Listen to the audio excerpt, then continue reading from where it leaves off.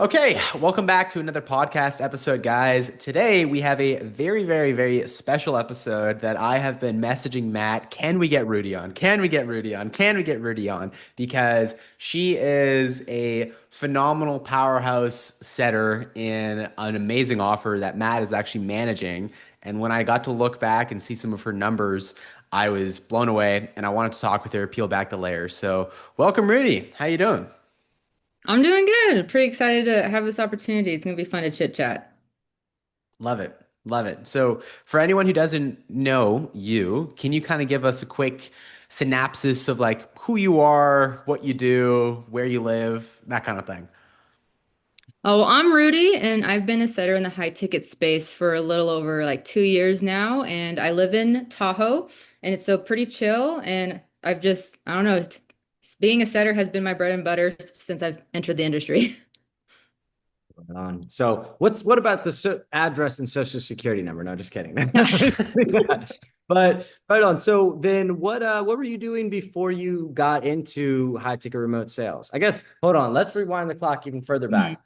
What was the first job that you ever had? The first job I ever had, I was concessions at a movie theater. No way. Right on. Yeah. All right, cool, sweet. And so well, walk me through your journey, like from where you were at there all the way up until you started high ticket sales. Well, that was like a high school job. That's why I consider it my very first job. And then I did a lot of CNA work. So I've kind of been in a lot of industries. So I was a ski lift operator for a really long time. I was a CNA for a very long time. And then because I have two kids, I had periods to where I was a stay-at-home mom. So I wasn't really working there. And then the longest job I had before the high ticket sales, I was a battery cell technician at Tesla for Daddy Elon. And then, but if you're not familiar with that type of industry, it's 12-hour long shifts, and I did the graveyard shifts. So it was like 6 p.m. to 6 a.m., 4 to 5 days a week, mandatory overtime, and it was very draining. And since I have two kids, I never got to see them. So that's when I started to think about high ticket sales because my partner, Chad Lemus, which you guys are familiar with, he's been in the high ticket sales for many years. And I personally think he's the best thing to happen in sales since bread. I don't know. But he was the one that was like, I think you should do it because you have a lot of good soft skills that not a lot of setter has. You just have to incorporate sales. And then I was kind of hesitant on it because it was just new. It wasn't something that I was like, oh, it's not going to work out. It's like I've just never done it. But then I was part of a mass layoff 2 years ago where Tesla decided to lay off, it was like 200,000 employees in the United States. So I was like, fuck it. Like, I guess I'll try high ticket sales. And then I kind of jumped in and been in there ever since. Nice. What was like the first offer that you got, and how did you get onto that team? So the first offer I was on, it was a startup company and it was a cold email outreach. So the offer was having automated like an AI SDR to send out emails for you for your offer. And I was the only human aspect. And I would just monitor those emails and then book appointments with new offers who wanted to be part of that offer. And then kind of just was like overseas. So I was the only SDR on the team. And I was there for like about 6 months and I earned a total of like 150,000 contract revenue. But then because it was a startup company, the business owners decided to go to a different direction. And so I found a different offer and then kind of just been trying to find new offers that fit well since that one. And so you And here, you earned the company $150,000, but yeah. that wasn't your like take home over the 6 months. No, Were no, no, you that's what, yeah, that's what I helped generate for the company. okay? Cool. And what kind of like training did you need for preparation to even land that role? Like how much sort of coaching did you get before you got that? Well, my like 99% of my sales coaching does come from my partner, Chad, because he's just very phenomenal at what he does. So I learned a lot from him. And then I did like go on YouTube and like check out like the sales bros and like all the process, like just understanding like the basic fundamentals that I need about what's KPIs, what does this mean, or like making sure that I understood what the sales lingos was on top of incorporating my soft skills with like how to make that into a conversation that makes sense, is valuable, and I'm understanding the problems and then creating solutions in order to bridge that gap for the company with the lead to closer. Got it. How hard would you say the job was when you first started on a scale of 1 to 10, and how hard would you say the job is now that you've done this for 2 years? It felt like a 10 because it was just very new to me, but it's very much a 1 right now. Yeah. So pretty To much be after you got up on that horse, you were like, "Oh, this isn't too rough." But the hardest yeah. part was like learning the whole process, like the learning curve, essentially. Yeah. Because it wasn't like having conversations is not the problem. It's just understanding why you're having those conversations. And then obviously you want to perform. So I focused a lot on numbers and this and sets and all this stuff instead of actually understanding the whole point of like the whole process of sales. So once that clicked, it went from a 9 to an 8 to a 7 to now eventually it's not that hard. Right By on. simply understanding the sales process of how it all works. Because like I think like we were talking before we started rolling like highest income month around like that 8K mark versus at Mhm. that roll probably wasn't around that at all, probably near like what, 3 grand, 2 grand in a month or something Mhm. Yeah. in that range. Okay. So is it just the sales process that you think that getting that understanding that kind of took your income up, or was it something else? It was really that sales process because my soft skills were very strong, and that's what kind of helped me like keep going. But it was really connecting the bridge. So it's like you Mm, can be great at talking, but if you don't understand the offer that you're talking about or why the people you're talking to should give a crap, like that's where the misalignment happens. So it's like once that bridge gap like comes together, it makes sales a whole lot easier. And what do you mean by soft skills?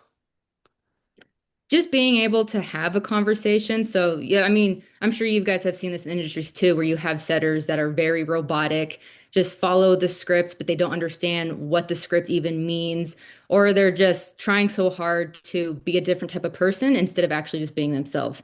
So sometimes it turns into, "Hi, this is Rudy, and I'm calling." Like it just kind of, that's the soft skills that I'm talking about, just actually being a human being. That's a Yeah. hard requirement. Be human. Mhm.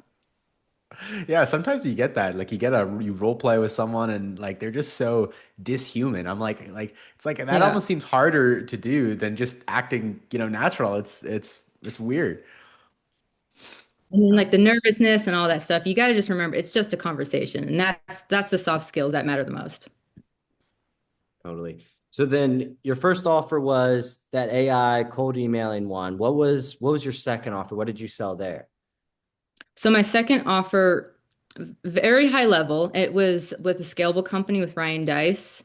Mhm. Are you guys familiar with that? Yeah. Yeah, so that was on that offer for about 6.5 months. And that is what helped bridge the gap a lot on sales because I was the only female setter.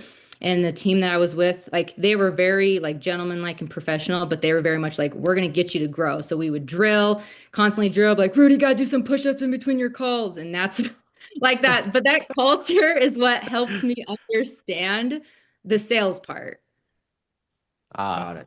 if that So makes sense.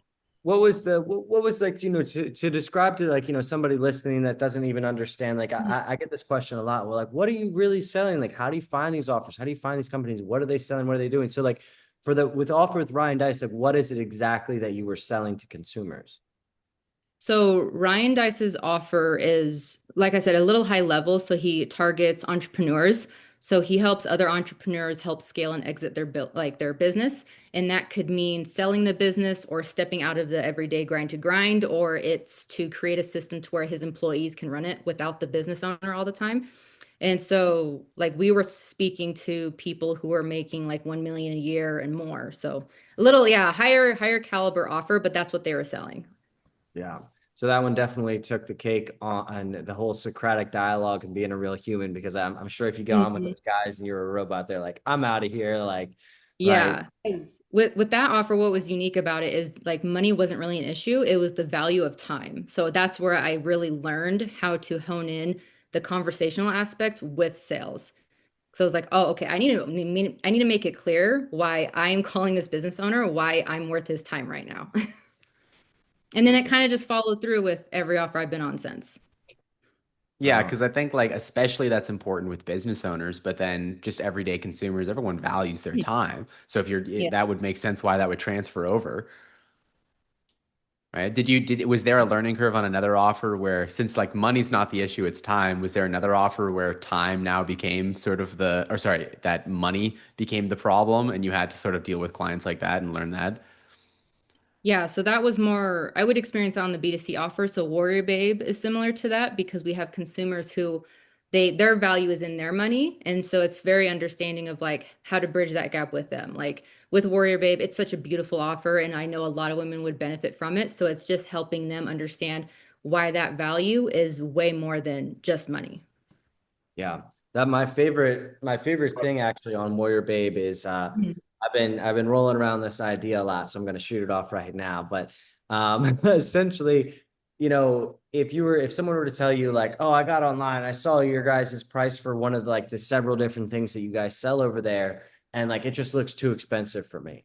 Okay, right on. Well, like if I were to give you $1 million, but you died tomorrow, would you want that $1 million? No. Well, what if I give you $1 million and died 30 days from now? Would you want that $1 million? No. Okay, so then you're you telling me then that the prices on our website are is like your life not worth like the 6, 7, 8K that you could potentially spend with us then? Well, no, Mhm. it's just I don't really understand like how it is, blah blah blah. Like, there's like there's a whole thing there where, if people are valuing their money more than their time, then it's kind of like backwards, right? Because it's like, hey, Mhm. look, like you'd rather have your life than $1 million than what is a few grand to your life, you know? Mhm. But yeah, I mean, that makes a lot of sense. So then you were on two offers, the AI cold one, you're on the one with Ryan Dixie. Then what was next?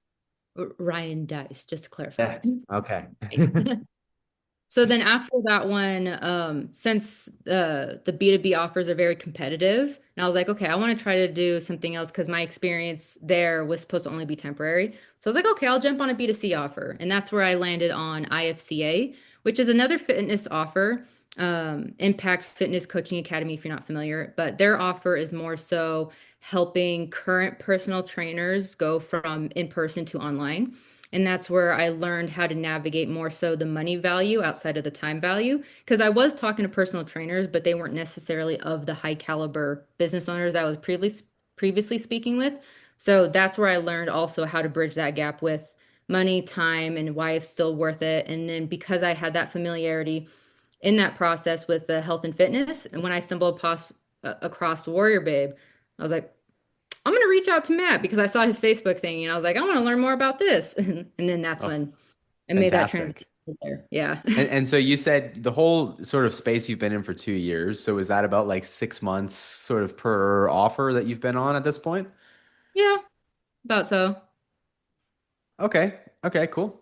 And then with the last offer you did, can you recall sort of highest month or like income sort of on that offer? Was it comparable to Warrior Babe at all? So my highest month rev generated it was with Scalable and I did make about 8K on that one. Okay. Okay, so kind of similar. Yeah, and then Okay. with Warrior Babe, my highest so far I believe is like 5 or 6, something like that. Yeah, I think it's around there. Got it. Okay, cool. And then so with Warrior Babe, intro us on that offer too for anyone who doesn't know, like what is it exactly that you guys sell and kind of you get involved with that team. hmm Oh, so what exactly we sell? So it's mainly primarily to women over the age of 40 who are wanting to have a sustainable, healthy lifestyle through health and fitness without like the roller coasters of fad diets and constantly tracking and then really getting lost in the sauce of what their health actually needs to be. And it's just for the long term. So our program is not like the other ones I've seen to where they're 6 weeks or 72 days or whatever that is. It's over a 12-month period because we believe in that long-term solution for them. Like we want to be their last stop. And if they were to choose to have a personal trainer after that, that'd be up to them, but it wouldn't be necessary. Does that make sense? Totally. Mhm. Totally. And how long have you been with Warrior Babe so far? Since March of this year? Yeah, I think so. March? Yeah. Because Yeah, I that's think what, so. like 2.5 months hmm Yeah. ish, sort of. Okay. You moved up though pretty quickly within Warrior Babe. Like you crushed it that first month, and it was what, like your sixth or seventh week or so where you got promoted into setter lead, right? Oh yeah. So my first week I was doing outbound, but then I think after like that 4 days, I was promoted to the implementation calls. And then after that, the setter lead. Yeah. Yeah, yeah. So you've kind of you've climbed the ladder very quick over there. Right on. So what like, I know how you found Warrior Babe was just through a post that I put on Facebook, right? Like, sometimes finding these jobs is as simple as knowing the right people on Facebook who are managing different offers, dropping a post on Facebook. But like, how did you find like the other offers that you worked with over the last couple of years? So the first offer was word of mouth, and that was through online. And then the second offer, like the scalable company, that was through a recruiter, Zach Brown. So I don't know if new people are going to understand that, but Zach Brown is a recruiter for setters and closers in the online space. So that's where I found that offer. And then IFCA I found through Closer.io, which is another recruiter. And then Warrior Babe I found on your Facebook. Yeah, yeah, totally. Yeah. And with Zach Brown, we actually, from inside the business, I run setter to closer. We Mhm. have a contract set up to where when people get certified through me and they go into his pipeline, he gives them most of the time like a priority level inside of there too. So been doing business with Zach for a while. He places a lot of appointment setters, helps a lot of people find jobs in the high ticket space for Oh yeah, sure. he's pretty Um, awesome. yeah, yeah, Zach is hilarious. If you're friends with him on Facebook, he's always dropping in something fun. Mhm. In the Right pot. on.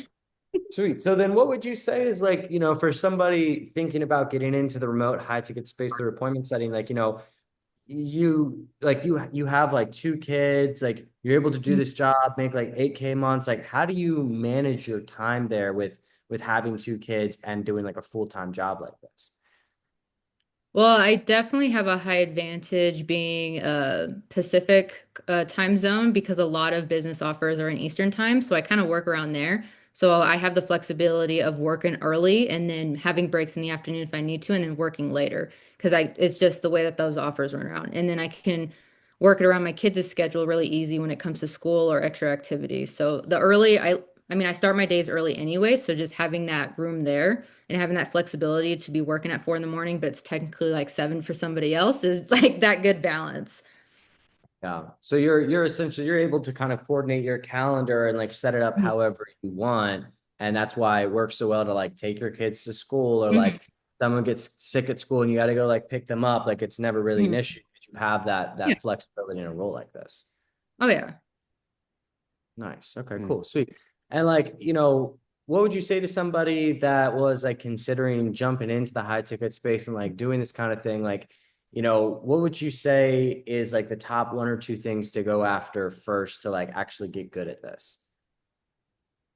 Well, very first one is I would really ask them like what your why, because you do need to have a strong why when it comes to this type of industry because it's not I guess the security, like compared to like a W-2 job, is not the same with this one. So it's like, do you really need to understand your why? Why are you going to this type of industry? What exactly are you trying to do? And like, why is that so important to you? Because when shit hits the fan, who you become after that is going to be way more important compared to like who you are and things are good. So understand and check your whys. And then when you go to navigate it, it really is just networking. Like a lot of the opportunities that I've had just so happen to be through those networking things. And then it really is just making sure that you're having good, just was what's the word, work ethic. Because like just because you're familiar, like have a different type of work ethic when you're going in from the corporate world into this one doesn't mean that you all of a sudden can like be laid back, show up late, all this stuff. No, like there's still a level of ethic that you need to have in order to not only maintain good networking connections in sales space, but also still be the type of like setter that you want to be. So it's Yeah. very So much on you. so you couldn't like sit around and watch like Netflix all day and set appointments. No, not unless top 1%. But even then, I know they're not doing that. Yeah, totally. So can you walk us through then, because I'm super interested in how like once you entered Warrior Babe, how you got into implementation calls real quick. And for those who don't know, implementation calls is like it's kind of like a bonus perk you get when you're a really good setter. You get like extra good leads that you can take calls with and make more money from, which is awesome. Mm. How did you get, so good so quick and be able to put into, that position within 6 weeks? What were you doing? What was your mindset? What was your attitude? Well, I finally have, like through my sales experience, I just understand the whys, I understand the formulas, and I understand why I'm in the room as a setter. But now I have a huge understanding of why I need to understand why the lead is in the room with me. So, like outside of sales and stuff, like why are they even asking for help? That's the priority there. So, when I go on to calls with these conversations leads, I'm not thinking about making the set. I'm not thinking about the outcome. I genuinely just want to understand why they're in the room with me and what is kind of like holding them like back in certain areas. And then from there, we can navigate what exactly we're going to do. So I have a detachment style with the calls because if they set and they set, that's cool. If they don't, they don't. If they close, that's cool. If they don't, they don't. I just want to make sure that I am putting my best foot forward to really understanding that conversation and why they're there, and then move from there. So if I know I did a good job in that, the rest of it flows. Perfect. Okay, so that's a good like attitude people can pull into their calls. What would you and like so Matt as well, because you saw her in her performance come up. If you were trying to like duplicate a Rudy in like another offer and like have similar sort of standards in performance, what would you tell that person to do in their first 4 weeks? Like specific sort of things? Is there like follow up? How like you know what I mean? Is it the way you're scheduling your day? Is there a trick with it? Like Well, the easier way to do it would be to create a machine where I could just drop one of Rudy's hairs in and it would just poof another Rudy. It would be easier to make that machine than make another Rudy because there is a natural set of skill sets that Rudy possesses, and it comes with essentially being confident and being comfortable. Because if you're not confident and comfortable in who you are and what you're doing, when you get on the phones, you're going to be umming and ohing and and you're not going to be leading with certainty at all. And Rudy has an extreme level of what they call Socratic dialogue, where she has the ability to just get on the phone with somebody and just have such a fluent, regular conversation where it doesn't sound like some corporate BS crap, right? It sounds like a real human to human connection, a real human to human conversation. And generally, that's the key is becoming comfortable in the offer, because I've seen people that are really great in interviews and then they start dialing people and then they're terrible on the phones. And there's a couple of indicators. I go through people with a scorecard. We kind of go over some things together to help them optimize. But generally what I find is the tipping point comes when that setter gets comfortable enough on the phones that their confidence then just shines. And when they get on the phone with them, they can lean back and have a regular human to human conversation and not be like, reading the script during the phone call or like, doing stuff like that. It's just a regular conversation then. So, really I would say that like Rudy's thing is she called people in her first day, and her first day, it sounded like she'd been calling these people for 5 years. Right. Like that, it just was like right off the bat. So having that comfortability and leaning into, situations where you feel uncomfortable. Well, the most uncomfortable spot in the room generally for you is the spot for you with the most growth. So if you're leaning into that in every aspect of your life, and then you jump in on the phones here and you're like, oh, I'm a little uncomfortable, I'm going to lean further into that because that's the area where I can have growth. That's huge. And so that was like one of the things that Rudy's really good at coaching people on this, right? She has like a really high level of leadership, and she has a way about her that is very impactful for the people that she leads. She leads a team of about 10 appointment setters right now, and everybody on her team loves her. Everybody says that Rudy's the best thing since sliced bread. She constantly is getting shouted out. Like she's a phenomenal, phenomenal leader. And she empowers her people at such a high level. And that's like one of Rudy's like extreme strengths when it comes to leadership is she's excellent in empowering the people that she's leading. And that is not easily done either. So she's just overall like super mega beast confident person.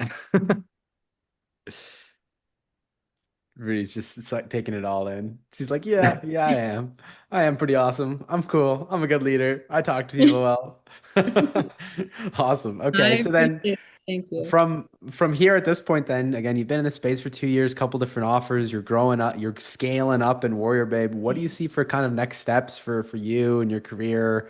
Any plans you Mhm. want to do with Chad? Like, your partner. Like, what do you kind of see? What does the future globe entail? Well, I do like helping other setters grow, like because I've been through such the awkward phases of becoming a setter when I first started and not really understanding it. And then as I work with other setters, I see those windows to where they're having those exact same moments. And I'm like, oh, but you are very much capable of going through it. And I can definitely help you with that because all of these setters that I work with are just phenomenal. And I just don't want them to ever like get into their own head. And that steps like holds them back in their own setter career. So I would love to just keep being like the setter coach, helping them get through that. Because these are wonderful setters and they're wonderful people. And it's just, I want to make sure that I'm doing everything that I can to help get them to where I know that they can be. So, I mean, there used to be a time where I wanted to be a closer, but now as I'm experiencing other setters that are going through very similar situations that I did when I first started, and I know how to get them through that, that's where I want to be in the future, just helping other setters be phenomenal because we need setters for all offers. Like closers are awesome, don't get me wrong, but setters is also what helps make different offers just grow abundantly. And the only way to make sure that we're having like those top performances for that company is having somebody to understand those setters. So that's going to be the future for me. And I hope it's going to be with Warrior Babe for a while. But if it's not, I just hope to be a setter manager on other offers who I know I can help and benefit those setters grow. What do you think, Ethan? You think we just found our next coach for setter to closer? Seems like it. Yeah. Yeah, right Seems on. quite apparent. Well, that's amazing. And I mean, the income potential as a setter manager too is like comparable to closers, if not greater too. So I'm sure, you Mhm. could kind of take that cash and, go to the Bahamas or something with your family or do whatever you're kind of planning on. You're on the West Yeah. Coast, right? Mhm. Washington? No, Tahoe, Lake Tahoe. Oh, Lake Tahoe. Nice. Hmm. Very nice. Maybe you get yourself a little lake house or something. Hmm. Yeah, that'd be dope. Yeah, that'd I be was really cool. jealous when you said you had the ski lift job. I'm like, man, that must have been fun. I would have too much fun doing Yeah, something like it was so fun. They could pay me $2 an hour and I'd still be up there. But that's because I'm also a skier. So it was just fucking fun. that. Right on, sweet. Well, I guess last couple of questions here for you, Rudy, before we jump. But somebody considering to jump onto the online high ticket remote space through appointment setting, like, what would you suggest them do? Like, watch a bunch of stuff on YouTube. Would you suggest like certain books? Would you suggest any certain programs? Like, what would you suggest to help somebody go from zero setting experience to elite appointment setter in the quickest amount of time possible? Honestly, just do a deep dive on YouTube with everything related to setting and just be very open to all the information that they have. Like, I don't want people to think like, oh, because they know something that they can't be like still learning. So always create the space to learn, even if you think you know it, and then hear every perspective that it comes your way when it comes to that. Because absorbing all of that will help create you just find your own rhythm and groove and setting. So absorb all of it. But make Yeah. sure that you're understanding the basic fundamentals and then how to plug your own personality into that. Mm. Yeah. And like from like watching, because like generally a lot of the people that have different YouTube channels, people are going to learn from different people on how to do certain things, and everybody has a different like sales philosophy and structure and stuff like that. At the end of the day, and like, are you saying like find like a mentor through YouTube channels and then like go with that one, going through their program? Like, what do you Oh think? yeah. Oh yeah, so like for yours, like for setter closers, that one's a good one to start, especially like if they're not familiar with closers, that's totally fine. Like just understanding the basics of setters is good because you have a lot of good information of just how they what they need to look for and what to start. And then of course, as they want to grow, there's a lot of good information on the back half of that that they can do. So that's a good start with one of your guys' programs. And then yeah, honestly, that would be one of the best ways to go about it and then absorb everything in the process. Yeah. Like, don't half-ass this type of research because you can't half-ass sales unless you want half-ass results. Yeah. Yeah. And I think Then what you're saying, Matt, as well as like between multiple mentors versus one as well, because this is what I think you're saying is like, should you have multiple sources of information or should you condense down into one? And I think for you, Rudy, like, although you did have a bunch of different YouTube videos from different people, you also had Chad, who's been in this Mhm, space, your partner for years, and he was giving you sort of the direct mentorship of like, this is my sales philosophy and this is what you need to do. And you probably mhm, took a good chunk of your knowledge from him. mhm, And so usually what I recommend to people too is finding like one, maybe two guys max that you can take from so that you're not having like conflicting ideas of mhm. sales and philosophies and stuff like that. Yeah. And then what would you say for someone just getting into this space? Like, what would be your like top three book recommendations aside from like programs and courses and, like group coaching and, all that different stuff? Like, what would be three things that you could do like right now on your own without buying any programs or watching like a lot of YouTube? Like, what would be the three books? Ooh, three books. So, um, the first one is definitely Pitch Anything because that just helps understand just human language in a different way when it comes to sales. Like it's not necessarily salesy, it's just how to like present new ideas to people. So that's a really good book. Um, Another one is oh crap. Oh, what is it? I'm thinking about judo, I guess, right? Krishna. No, I'm crap. What's another one? It's like something prospecting. Oh crap, I'm having Fanatical prospecting. yeah, there we go. Because as a setter, learning how to prospect is also an underrated skill. So being able to understand what that even means and how to go about it, that's a good book to read. And then the last one, three books. Oh, you're kind of putting me on the spot. I mean, it's unrelated, but like Ryan Dice has a book called like The Scaling Company, and I did learn a lot about sales in there because it wasn't necessarily just about what his offer was. It was truly understanding how to navigate having a good system within a business and like what the teamwork needs to look like. So I learned a lot about how to navigate just other people in sales through that book as well. So I think that's another good book to have when you want to understand how to really work with the team without like Mm, the conflicting stuff. Actually, a follow-up question with that, since you've been on four offers now, if someone's looking to get their first offer and they're evaluating whether the team or like it's going to be good for them, what kind of Mhm. advice might you give them to for picking a good offer?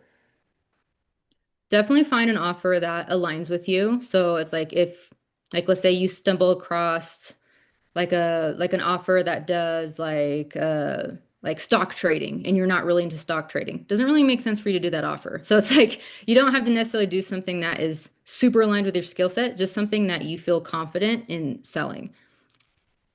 So it's like with Warrior Babe, I freaking love the health and wellness space. And so when I saw that opportunity, I was like, yeah, I want to see what they got to do. And it turns out to be a good thing. So just don't pick something that's not in alignment with yourself. Cool. Anything else? Mm, with that same question or in general? With that same question. Definitely make sure that you're asking the right questions when it comes to the interview. And I mean, Matt, you have a bunch of good modules in the setter to closer about this, like really asking like what their top setter is making, what do they look for in the top performing setter and all this stuff. That way you can actually learn more about that offer and then still find out if it's in alignment with you or if that's shoes that you can fill. Totally. Yeah. Just a quick coaching moment for anybody watching this that's brand new to this. Typically, if you land one of these interviews in the high ticket space, what they'll do is they'll ask you questions for about the first half of the call. Like, oh, what makes you look for a high ticket appointment setting job? What's your big why? Like, they're going to ask you these questions. And then the second half, they're going to say, okay, great. What questions do you have for me? And they're going to lean back in their chair. And to be honest, that's my favorite time of the interview is to get to ask them what questions you have for me, because that's what's really going to display to me and to like, I've talked to a lot of recruiters, a lot of people that have hired a lot of people in the high ticket space. And it's generally everybody's favorite part about the interview because it displays to the interviewer how well you understand the industry, right? If you're like, I don't have any questions at all, it's like, Mhm. oh, okay. Like, versus if you're like, how many leads are you getting in a day-to-day base? What's your top performing setter making? What's your bottom performer setting making? How long has your company been in business? How are you generating your leads now? And then at the end of all that, if this is an offer that you really want, and this is the secret sauce here, guys. If this is an offer that you really want, do not get off that call without asking for the next steps. The reason why is because most interviewers are using that as a test because what they'll do is in a sales call situation, you need to ask for the buy sometimes at the end of that call. You don't just let somebody get off the hook without being like, so do you want to do this or not? Right. Like you're like, hey, is this 10 out of 10 for what you were looking for? Yes. Okay, great. So what do you want to do from here? Like you would not just let the prospect roll right off the call. And if you do, it shows like, oh, hey, like lack of commitment to that sales process. Right. And so when you get to the end of the interview, hey, is there any reason why you wouldn't hire me? Or is there anything I've said or done in this interview that I could have done better that would make you want to hire me more? Right? Any type of question revolving that. And the one that I really like the most is there any reason why you wouldn't hire me? Right? Mhm. That's my favorite one to ask because like you will get a very black and white answer right there. They'll go, wow, I love that you're just asking me that. You're hired. I've seen that over and over again. Just from asking that question can literally land you the job. Right. Mhm. So don't forget, you want to ask questions and good questions about the company. One thing I'd highly recommend to do before an interview is to go to Meta Ads Library. Anybody can search this. Search the name of the company you're about to interview with and watch their ads. Watch their VSL. Look at the questions that they ask somebody before booking a sales call with them. Examine that stuff. And you're going to have so many more questions that you're going to have when you jump into that interview. Right Killer. on. Killer. Awesome. Well, Rudy, it's been a absolute pleasure. Is there anything else that we have not covered that you would like to know to all the little Rudies out there that are just getting started in the space? Honestly, just to remember to have fun. Like the reason why the sales industry is really cool is because the flexibility and the options, like you can allow your personality to shine a whole lot more compared to like a corporate job. And like the better that you perform, the more that you make. And so it's a win-win situation. So remember to have fun, be yourself, really understand why you're in the space, and then just roll with it. It's really not that hard and it's not that intimidating or scary. Right on. Fantastic. Okay. Awesome. Appreciate you so much, Rudy, for hopping on here. Hopefully there were some nuggets in here Yeah. for people watching. And for anyone watching, thank you for watching, and we will catch you in the next video. Cheers. Right on. See ya.